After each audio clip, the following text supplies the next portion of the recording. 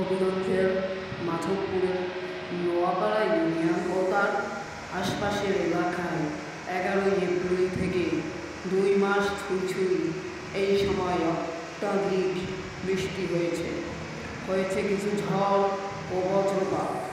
এপ্রিলে স্বাভাবিক বৃষ্টি হলেও মে মাসে স্বাভাবিকের চেয়ে অনেক বেশি বৃষ্টি হয়েছে। আর চলতি মাসের শুরু থেকে প্রতিদিন অব্যাহতভাবে বৃষ্টি হচ্ছে।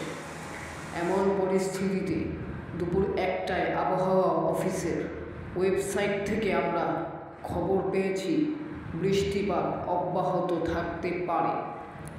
ঈদের দিনেও বৃষ্টি হয়েছে বিকেলে। আজ 8 তারিখও হালকা বৃষ্টির সম্ভাবনা রয়েছে। এছাড়া আমরা দিয়ে দিচ্ছি আবহাওয়ার আপডেট, আপনারা দেখে নিন। আপনারা এই দেখেন, আজকে 2 মিলিমিটার বৃষ্টির সম্ভাবনা আছে, বাতাস 15 কিলোমিটার বেগে। আর 8 জুন এটা আজকের এবং 9 জুনেরটা, এটা হচ্ছে 10 জুন ও 11 জুনেরটা। আর এটা হচ্ছে 12 জুন, আর এটা হচ্ছে 13 জুন। আপনারা দেখতে পারতেছেন, এটা হচ্ছে 14।